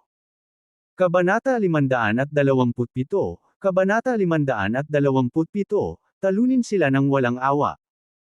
Pagkatapos ibaba ang telepono, inilagay ni Manuel Bennett ang kahon ng password sa mesa, ipinasok ang password, at binuksan ito.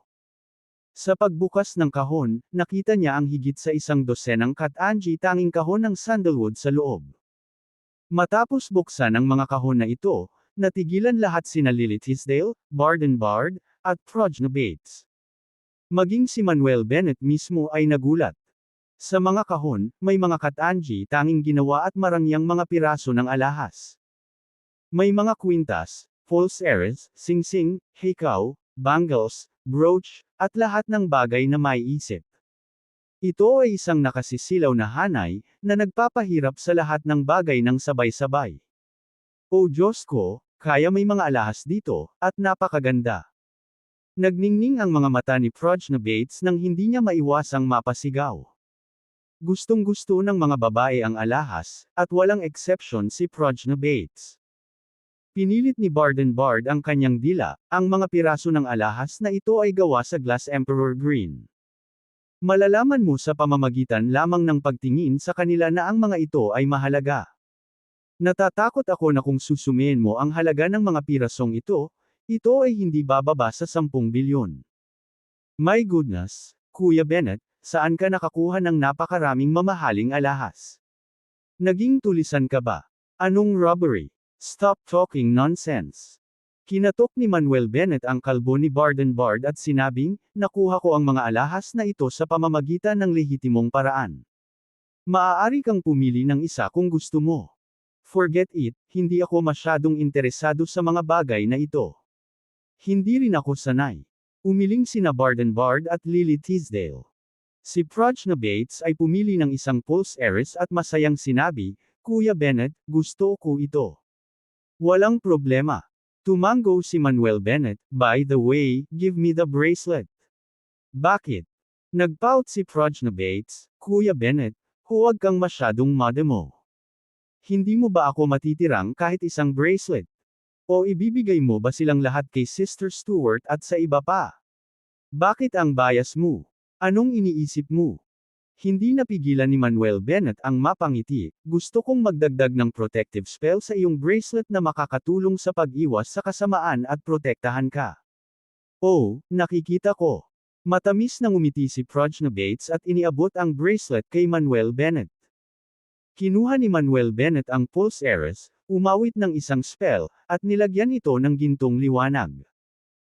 Matapos makumplito ang enchantment, ibinalik niya ang pulse heiress kay Prajna Bates at sinabing, dalhin mo ito, makakabuti lamang ito sa iyo at hindi makakasama. Manamham. Tumango si Prajna Bates at agad itong nilagay sa kanyang palso. Nang maglaon, gumugol si Manuel Bennett ng halos 10 minuto sa pagkabighani sa lahat ng mga piraso ng alahas. Matapos makumplito ang enchantment, inilagay niya ang kahon sa kanyang storage ring. Sa sandaling ito, may tumawag sa kanyang cellphone. Inilabas ni Manuel Bennett ang kanyang telepono at nakitang si Joanne Holman ang tumawag, kaya sinagot niya ang tawag. Sa sandaling nakakonekta ang tawag, dumating ang nag-aalalang boses ni Joanne Holman. Master, nasaan ka ngayon? Nasa East Beauty Pharmaceuticals ako. What's going on? Is something wrong? Naguguluhang tanong ni Manuel Bennett. Master, mayroon akong apurahang bagay na dapat pag-usapan sa iyo. Urgent matter. Ano yun? Hindi magandang pag-usapan ito sa telepono. Pupunta tayo ngayon din. Sige, hihintayin kita sa kumpanya. Matapos ibaba ang telepono. Makalipas ang mga 20 minuto. Nagmamadaling pumunta sina Joanne Holman, Cyril Clancy, Joseph Hans, at Vernon Steele. Dinala ni Manuel Bennett ang 4 sa restroom at hiniling kay Prajna Bates na magbuhos ng 4 na tasa ng tubig para sa kanila. Elder Holman, anong problema? Bakit nandito kayong lahat, at ano ang nangyari? Nang makita ang nag-aalalang ekspresyon sa kanilang mga mukha, si Manuel Bennett ay lalong naguluhan. Si Joanne Holman ay humigop ng tubig at bumantong hininga, na nagsasabing, Guro, ngayong umaga, nagpadala ang Socorro Country Sacred Medicine Gate ng 4 na tradisyonal na practitioner ng gamot sa ating River City at hinamon ang lahat ng ating medical hall. Ang 4 na ito ay may malalakas na kasanayang medikal at sunod-sunod na natalo ang 24 na mga master ng medical hall.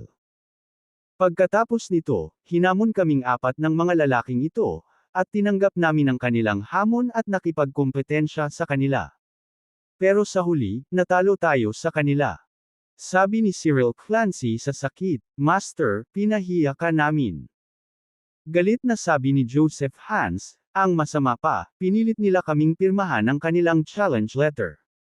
Nakakahiya lang ito. Napabuntong hininga din si Vernon Steele, gusto pa raw nilang Year-Ocon ang lahat ng mga tradisyonal na gamot sa ating River City. Shit! Biglang nagalit si Barden Bard, itong maliit na Japanese. Naku, hindi, masyadong mayabang itong mga taga-Socorro Country, di ba? How dare they say na gusto nilang Year-Ocon ang lahat ng ating traditional medicine practitioners sa River City?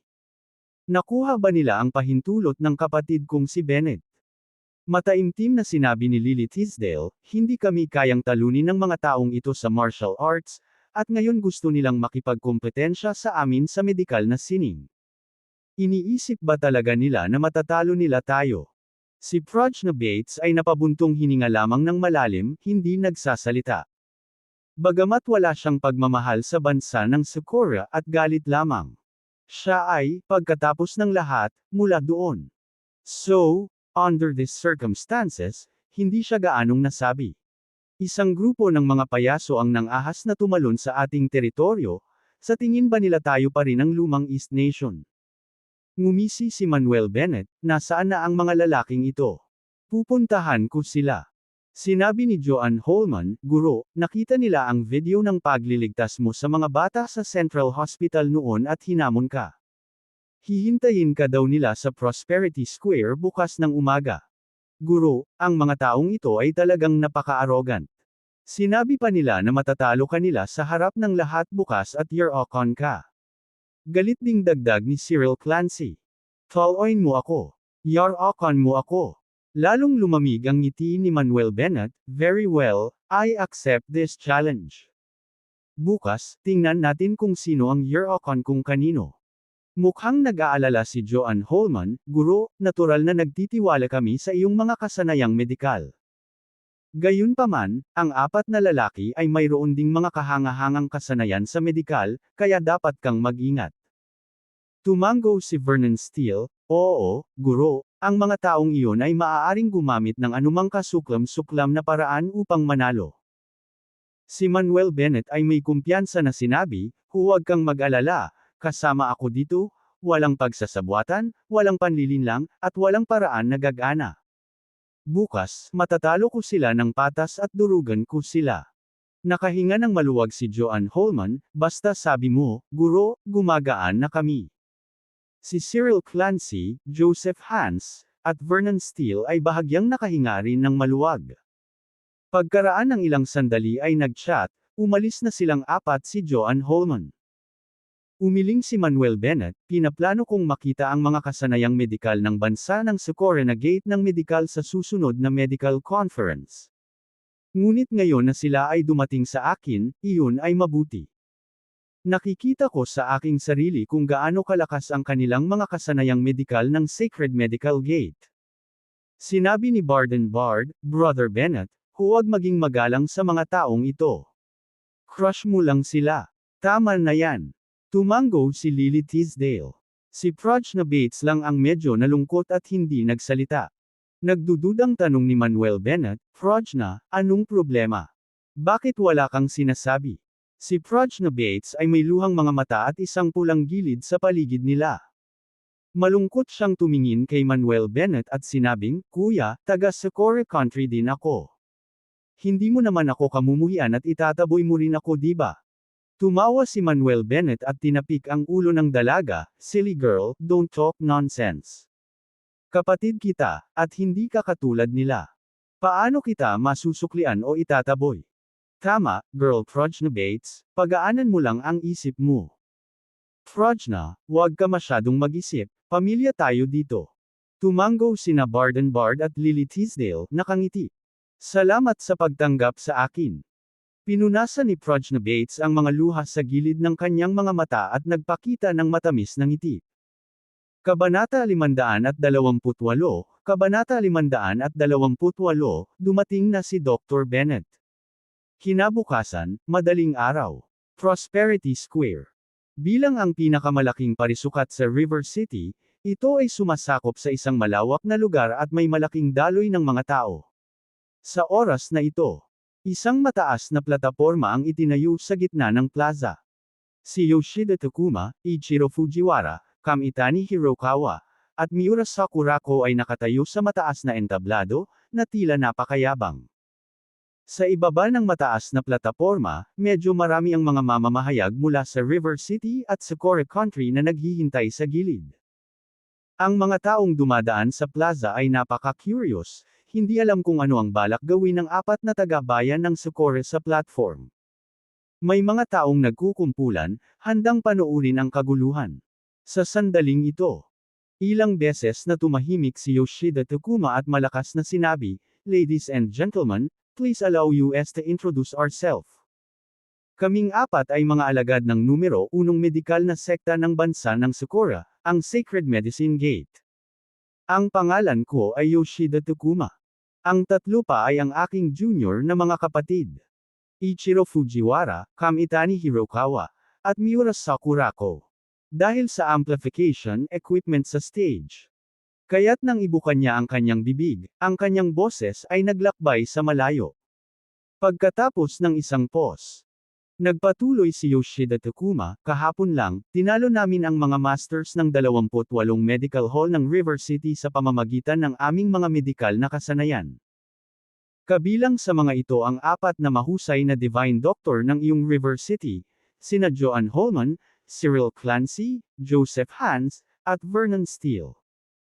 Kayong mga taga-silangan ng bansa ay palaging sinasabing ang lugar ng kapanganakan ng tradisyonal na gamot, at naisip ko na ang iyong tradisyonal na gamot ay magiging napakalakas. Ngunit pagkatapos kong makita ito kahapon, talagang nadismaya ako. Ang mga kasanayang medikal ng mga tradisyonal na doktor na ito sa River City ay hindi kapani-paniwalang mahina." Pagkasabi niya nun, biglang nag-init ang mga nakamasid. Ano bang nangyayari, totoo ba ito? Tinalo ng 4 na lalaking ito ang 28 medical hall ng ating River City. Pati sina Dr. Holman, Clancy, Steele, at Hans ay natalo nila. May narinig din akong chismis tungkol dito kahapon, pero hindi ko inasahan na totoo. So nandito ang 4 na lalaki para ipakita ang kanilang kapangyarihan. Napakasuklam ng 4 na lalaking ito, nangangahas na maging mayabang at hiyain ang tradisyonal na gamot ng ating River City.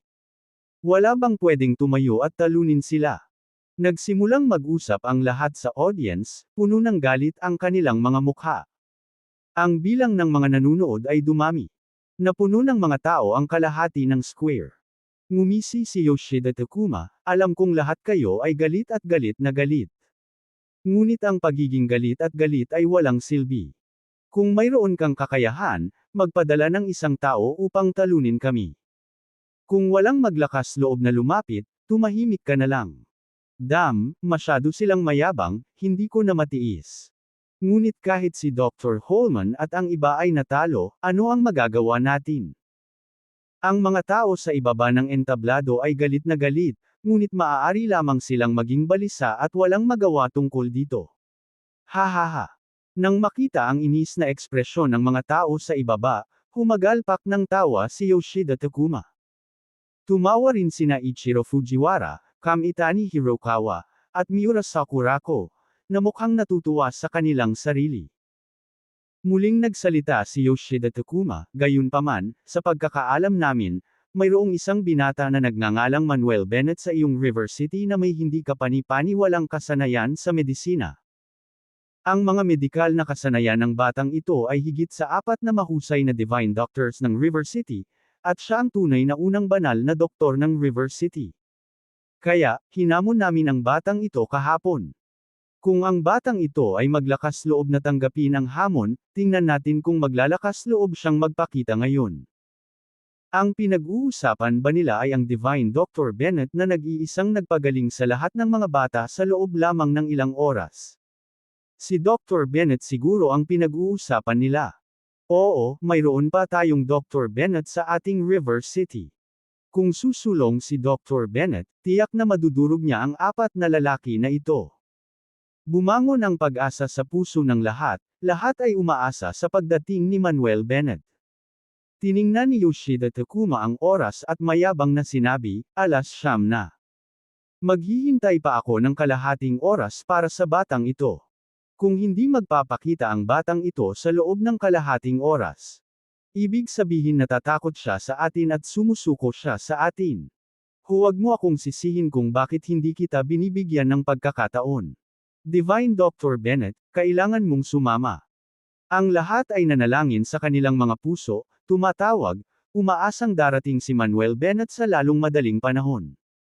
Unti-unting lumipas ang oras. Mas maraming tao ang nagtipon sa Prosperity Square. Puno ito ng mga tao, at marami ang nakatayo sa gilid ng kalye.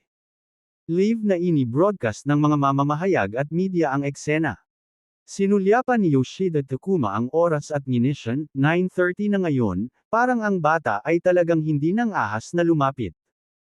Tumawa ng malakas si Ichiro Fujiwara, wala talagang gulugod ang batang ito, hindi man lang naglakas loob na magpakita. Nanunuya si Kamitani Hirokawa, siguro nabalitaan ng batang ito ang nangyari kahapon at natakot, kaya hindi siya nang ahas na lumapit. Sinabi ni Miura Sakurako na may maamo na mukha, sa pagkakataong ito, natalo na natin ang lahat ng tradisyonal na doktor sa River City. Hanggat binabawi natin ang challenge letter, matutuwa ang sect leader. Ang mga mukha ng lahat sa plaza ay puno ng kawalan ng pag-asa, galit, at pagkabigo. Talaga bang takot si Dr. Bennett sa apat na lalaki na ito? Talagang nag-check out ba si Dr. Bennett? Lahat ba ng tradisyonal na doktor sa River City ay talagang kailangang magpasakop sa Socorro Country? Gayunpaman, sa sandaling ito, isang linya ng mga itim na sasakyan ang lumapit mula sa malayo. Nanguna ang isang pinahabang Luckery Maybach.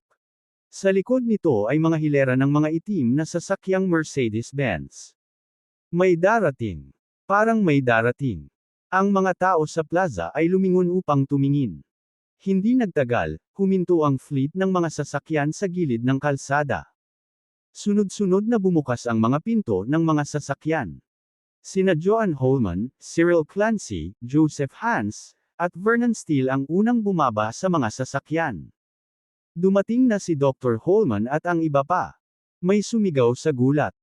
Kasunod ng apat na tao ni Joan Holman, ang mga hallmasters ng iba pang 24 na medical hall sa River City ay bumaba din sa mga sasakyan. Pagkababa ng mga sasakyan, magalang na yumuko si Joan Holman at ang iba pa patungo sa nangungunang Maybach. Mapagpakumbaba naming iniimbitahan si Dr. Bennett. Sumigaw silang lahat, umaalingaw-ngaw ang kanilang mga boses sa buong plaza at nakakabingi. Bumukas ang pinto ng Maybach. Bumaba ng sasakyan sina Manuel Bennett, Julia Stewart, Lily Tisdale, Barden Bard, at Prajna Bates. My gosh! Ang daming tao! Nagulat si Barden Bard. Sinabi ni Lily Tisdale, mukhang ang 4 na taong ito mula sa Socorro Country ay nagsisikap na talunin si Mr. Bennett sa harap ng napakaraming tao at year-okan ang dignidad ng lahat ng tradisyonal na mga doktor ng River City. Tumawa si Barden Bard, ang pakikipaglaban sa aking kapatid na Bennett, ang mga pukana ng 4 na lalaki ay mabibigo.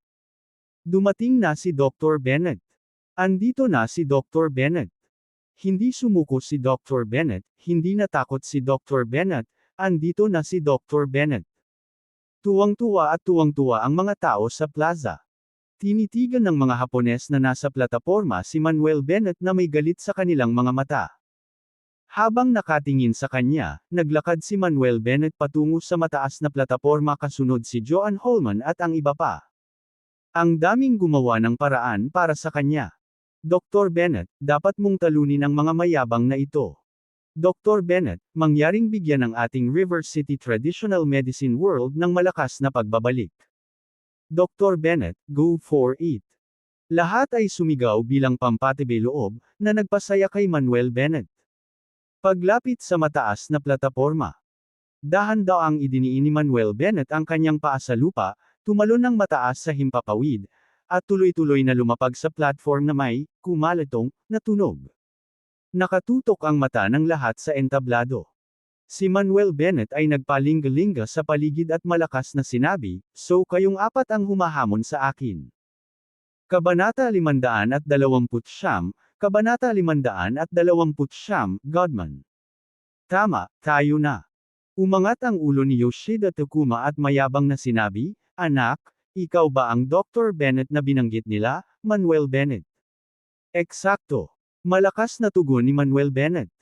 Ngumisi si Yoshida Takuma at sinabing, anak, akala ko natatakot ka sa amin at hindi ka maglalakas loob na lumapit. Pero hindi ko ini-expect na dumating ka pa pala, ang lakas ng loob mo. Bahagyang tumawa si Manuel Bennett at sinabing, ang tulad ninyong 4 na basura ay katumbas ng aking takot. Kung hindi dahil sa pagsisigawan mo para hamunin ako, hindi ko naaabalahin pa ang iyong mga medikal na kakayahan. Ano? Galit na sumigaw si Yoshida Takuma, bata, dapat mong malaman. Kahapon lang, tinalo ng aming mga kasanayan ng mga masters ng 28 medical hall sa River City, kasama si Joan Holman at ang kanyang 3 kasama. At gayon pa man ay naglakas loob kang tawagin kaming basura at minamaliit ang aming mga kasanayang medikal. Malamig na sinabi ni Ichiro Fujiwara, anak, sino ka sa tingin mo, na nangangahas na tingnan kami ng masama? Kamitani Hirokawa at Miura Sakurako ay nanlilisik din ng galit. Ikan-away ni Manuel Bennett ang kanyang kamay at sinabing, tama na sa kalokohang ito. Halika, sabihin mo sa akin, paano mo gustong makipagkompetensya?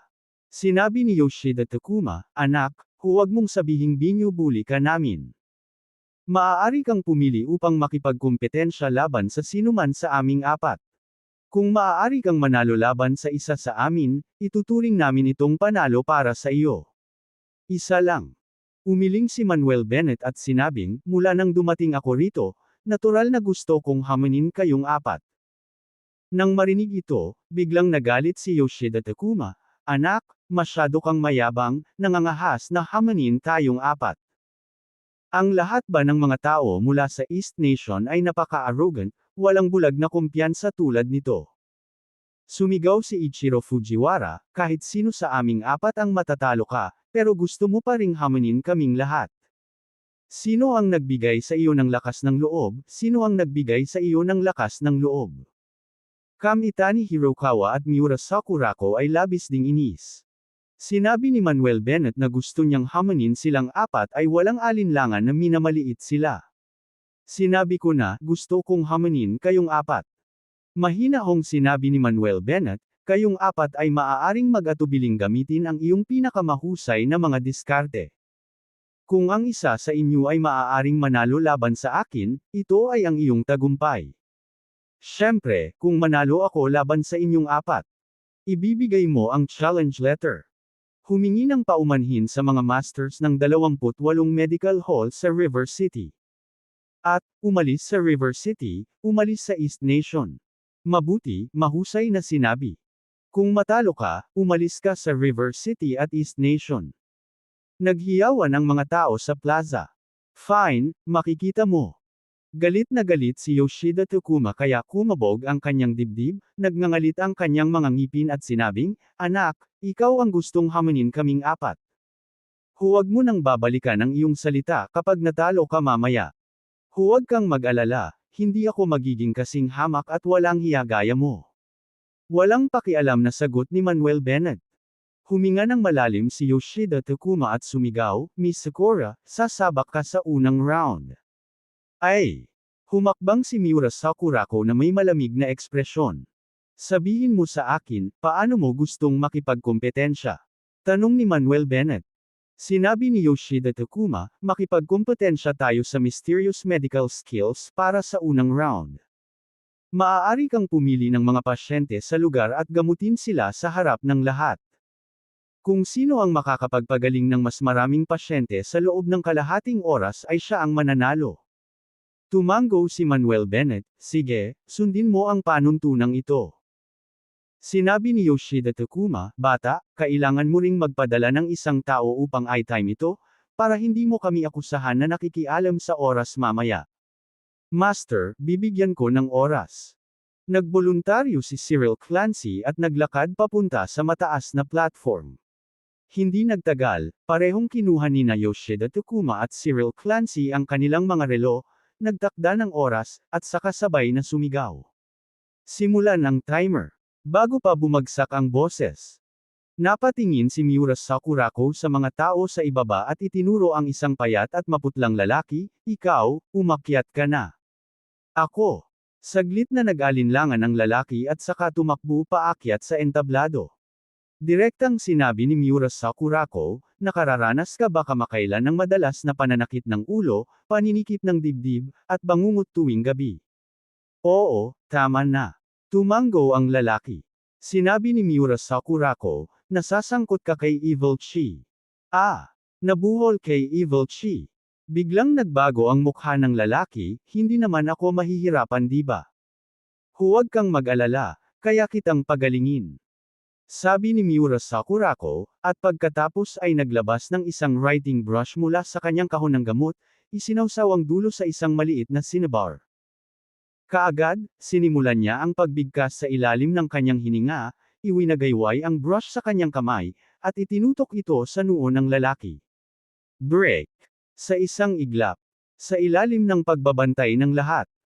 Ang mga bakas ng itim na chi ay lumitaw mula sa katawan ng lalaki at nawala sa kalangitan sa isang iglap.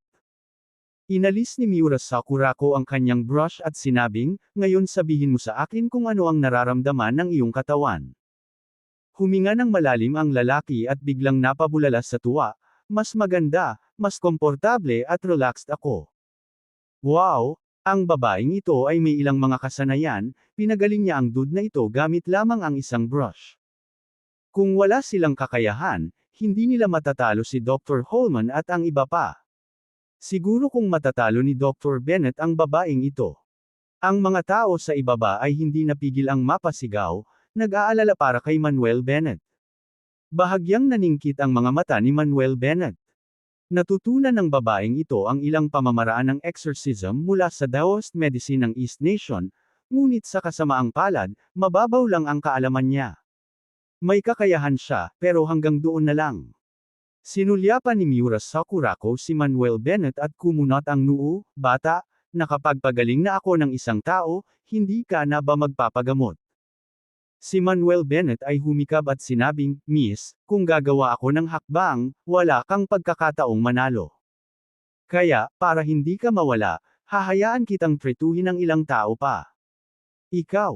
Nagalit agad si Miura Sakurako. Sinabi ni Yoshida Takuma, Sakura, huwag mo siyang pakialaman, magpatuloy ka lang. Hay!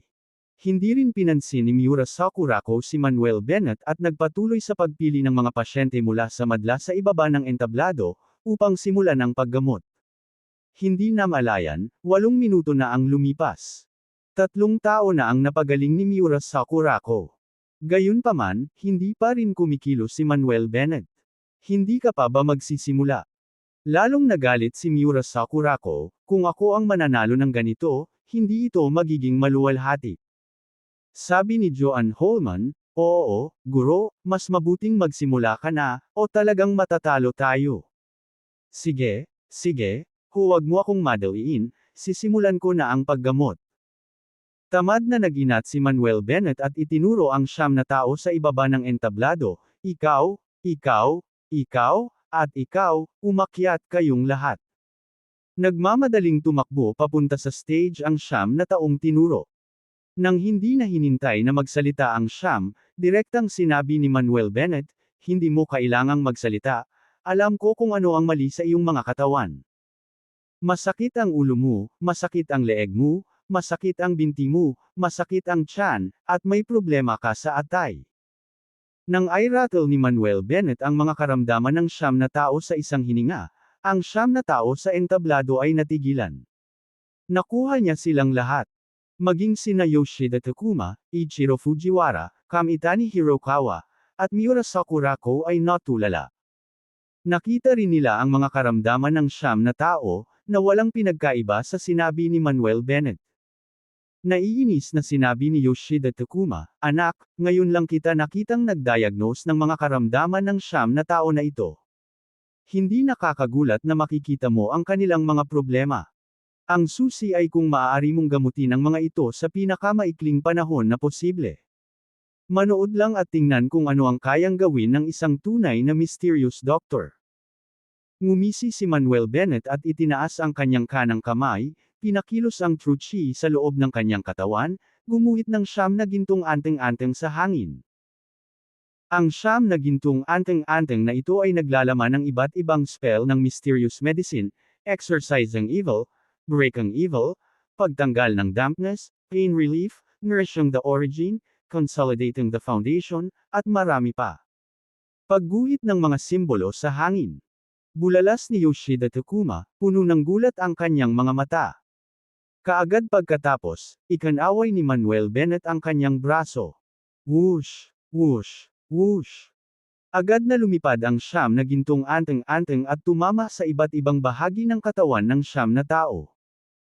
Pinalakpakan ni Manuel Bennett ang kanyang mga kamay at sinabing, "Pakiramdam mo, mas mabuti na ba ang iyong katawan ngayon?" Sandaling natigilan ang siyam na tao, pagkatapos ay naramdaman ito. Makalipas ang ilang segundo. Mabuti pa, mas maganda talaga, hindi na sumasakit ang ulo ko. Hindi na rin masakit ang leeg ko.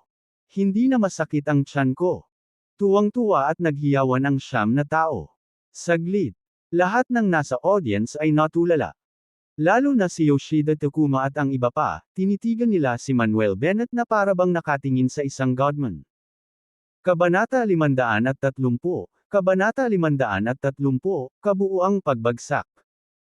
Hindi makapaniwala si Yoshida Takuma at ang kanyang team na napakalakas ng mysterious medical skill ni Manuel Bennett. Pagguhit ng mga simbolo sa hangin. Gawing sumpa ang mga simbolo. Pagpapagaling ng sakit gamit ang mga simbolo. Bawat isa sa mga taktikang ito ay nakakabaliw. Ang pinaka nakakagulat ay, ang batang ito ay nagpagaling ng siyam na tao sa isang iglap. Samantalang si Sakurako Miura ay tumagal ng 8 minuto upang gamutin ang 3 lamang. Ang agwat ay hindi lamang malaki, ito ay hindi kapanipaniwala. Matapos ang ilang sandali ng katahimikan. "Master, ang galing mo." Si Cyril Clancy, ang kanyang mukha ay namumula sa pananabik, ang unang nagbomba ng kanyang mga kamao at nagsaya. Ang galing ni Dr. Bennett. Lahat ng mga tao sa plaza ay nagtaas din ng kanilang mga kamao at naghiyawan, na labis na nasa sabik. Nakakamangha si Mr. Bennett. Tuwang-tuwa rin si Prajna Bates na sumuntok sa hangin. Pinilit ni Barden Bard ang kanyang dila at sinabing, natahimik siya ngayon, ngunit nang magsalita siya, ginulat niya ang lahat. Ang kompetisyong ito ay ninakaw na naman ni Brother Bennett. Nakatitig lang si Lily Tisdale kay Manuel Bennett sa stage na may paghanga sa mga mata. Sinulyapan ni Julia Stewart ang maliliit na kapatid na babae sa plaza na tumatalon at nagyaya, handang sumugod, at walang magawang umiling. Ang mas mahusay na si Manuel Bennett ay gumanap, ang mas malaking pressure na kanyang nadama. "Sakurako, ano ba yung pinapangarap mo? Ituloy mo." Angal ni Yoshida Takuma kay Sakurako Miura. Oo. Napalingon si Sakurako Miura at nagpatuloy sa pagpili ng mga pasyente at ginagamot sila. Gayunpaman, hindi rin pumayag si Manuel Bennett, at nagsimula na ring pumili ng mga pasyente. Bukod dito, siya ay palaging pumili ng siyam na tao sa isang pagkakataon. Sa sumunod na panahon, sa tuwing magpapagaling si Sakurako Miura ng 2 o 3 tao, siyam ang pinagaling ni Manuel Bennett. Palaki ng palaki ang agwat. Hanggang lumipas ang kalahating oras. Tapos na ang oras. Sabay na nag-anunsyo sina Cyril Clancy at Yoshida Takuma. Wow! Si Sakurako Miura, na nalulula sa suntok, ay bumagsak sa lupa, umiiyak. Namumula sa galit ang mga mukha ni na Yoshida Takuma, Ichiro Fujiwara, at Kamitani Hirokawa, at hindi sila makapagsalita. Bahagyang umubo si Cyril Clancy at sinabing, "Guro, nakalkula ko na." Sa kalahating oras, napagaling ni Sakurako Miura ang kabuuang 10 pasyente. At ikaw, napagaling mo ang kabuuang 36 na pasyente. Nang bumagsak ang boses niya, nagkagulo ang buong audience. Diyos ko! 10, 36. Masyadong malaki ang puwang na ito, di ba? Kung kalkulahin mo ito, gumaling si Dr. Bennett ng halos 1 pasyente kada minuto. Teka, huwag kalimutan, binigyan ni Dr. Bennett ang babaeng ito ng 8 minutong pagsisimula. Nakakamangha talaga si Dr. Bennett, para siyang Diyos. Ang lahat ng mga tao sa ibaba ng entablado ay same time na nag-uusap, na nagpapahayag ng kanilang pagkamangha. Umiling si Barden Bard at sinabing, nakakaawa talaga ang babaeng ito na tinatawag na Sakurako Miura. Nasira ng tuluyan si Kuya Bennett. Malamig na sinabi ni Lily Tisdale, sila ang nagdala nito sa kanilang sarili. Sa sandaling ito, sa entablado. Matagal na tahimik sina Yoshida Takuma, Ichiro Fujiwara, at Kamitani Hirokawa. Ang kanilang mga puso ay napuno ng pagkabigla, galit, at paghihirap, magkahalong emosyon. Napatingin si Manuel Bennett sa kanilang tatlo at sinabing, sino ang susunod? Si Yoshida Takuma ay bumulong kay Kamitani Hirokawa, Kamitani, ikaw na ang susunod. Medyo makulit ang batang ito. Sa ibang pagkakataon, dapat kang pumili ng mga pasyenteng may banayad na sintomas para magkaroon tayo ng pagkakataong manalo. Tama. Mahinang tugon ni Kamitani Hirokawa. Kahit gaano katahimik ang kanilang pagsasalita, narinig sila ni Manuel Bennett. Natutuwang sabi niya, enough of your whispering and scheming. Can't you guys be a bit more straightforward? Kahit na sinasadya mong pumili ng mga pasyente na may banayad na sintomas, sa tingin mo ba ay matatalo mo ako? Ano? Plano nilang partikular na pumili ng mga pasyente na may banayad na sintomas. Damn it, sobrang kasuklam-suklam, masyadong walang hiya, di ba? Kung hindi mo kayang matalo, huwag kang makipagkompetensya. Ang mga tao sa ibaba ng entablado ay nagpahayag ng kanilang hindi pag-aproba sa iba't ibang paraan. Anak, ikaw. Itinuro ni Yoshida Takuma si Manuel Bennett, nanginginig sa galit. Ang brat na ito ay naglakas loob na ilantad ang kanyang plano ng direkta. Napakasuklim. Anak, kalabanan kita sa second round. Kamitani Hirokawa ay sumulong, makikipagkompetensya kami sa mga kasanayan sa pag-aayos ng buto. Ang oras ay nananatiling kalahating oras, at kung sino ang magpapagaling ng mas maraming pasyente ay ituturing na panalo. Walang problema. Tumango si Manuel Bennett at sinabing, para hindi mo inaangkin na binubuli kita, bibigyan pa rin kita ng 8 minutong bentahe sa second round. Ikaw. Si Kamitani Hirokawa ay biglang nag-init sa galit, ang kanyang mga mata ay duguan. Payagan siya ng 8 minuto. Ito ay walang alinlangan na isang kahihiyan sa kanya. Sinabi ni Yoshida Takuma, Kamitani, dahil ang batang ito ay gustong magbigay daan, hayaan siyang gawin ito. Dahil doon, tumingin si Yoshida Takuma sa kanyang relo at sumigaw ng malakas, start the timer. Pagkababa ng boses niya. Itinuro din ni Kamitani Hirokawa ang mga tao sa ibaba ng entablado, kayo, at kayong marami, umakyat kayong lahat. Itinuro ni Kamitani Hirokawa ang 6 na tao ng sabay-sabay. Bagamat nag-atubili ang 6 na napili. But thinking about it as a competition, wala na silang masyadong sinabi at sunod-sunod na umakyat sa stage. Pagkaakyat ng 6 na tao sa stage. Hindi nag-abalang magtanong si Kamitani Hirokawa tungkol sa kondisyon ng 6 na pasyente. Agad niyang sinimulan ang paggamot sa 6 na pasyente na may mga kasanayan sa pag-aayos ng buto. Basag, basag, basag. Biglang tumunog ang tunog ng bone friction. Lahat sa ibaba ng entablado ay nakaramdam ng lamig sa kanilang gulugod sa tunog. Gayunpaman, ang 6 na tao sa entablado ay nag-e-enjoy dito.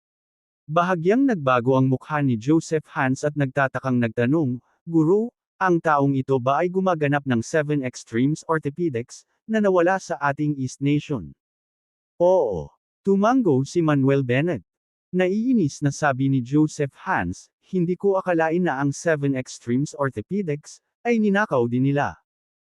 Bahagyang sinabi ni Manuel Bennett, ang aming gamot sa East Nation ay malalim at esoteriko sa lahat ng pangunahing larangan. Kahit na ninakaw nila ito, nang walang akumulasyon ng kultura, matututo lamang sila ng mga buto. Tumango si Joseph Hans, tama si Master. Hindi nagtagal, lumipas ang 8 minuto.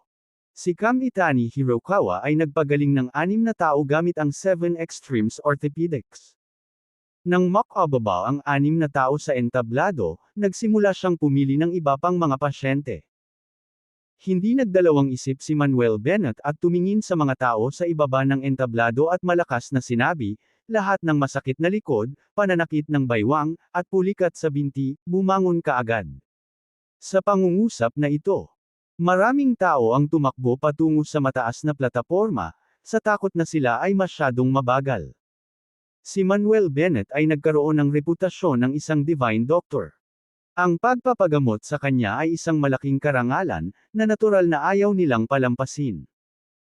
Nang makita ang madla na nagmamadaling nag-aalala, sinabi ni Manuel Bennett na may mapait na ngiti, huwag kayong mag-alala lahat, ito ay kapareho ng ngayon, 9 na tao sa isang grupo, mag-isang grupo. Gayun din, ang mga may malubhang kondisyon ay mauuna, at ang mga may mas banayad na kondisyon ay naghihintay ng kaunti.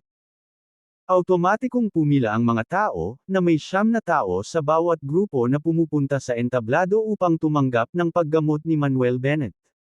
Nang makaakyat na ang unang grupo sa entablado, direktang isinaaktibo ni Manuel Bennett ang kanyang true chi sa kanyang katawan, inabot ang kanyang mga kamay, direktang ginamit ang teknik na Yijin Duan Bonhan, at sinimulang gamutin ang 9 na tao. Sa sandaling ito, ang mga kamay ni Manuel Bennett ay parang hangin, nag-iiwan ng sunod-sunod na mga larawang nagpasilaw sa lahat. Sa pangkalahatan, ang isang pasyente ay gumaling nang wala pang 1 minuto. Yoshida, anong bone setting technique ang ginagamit ng batang ito?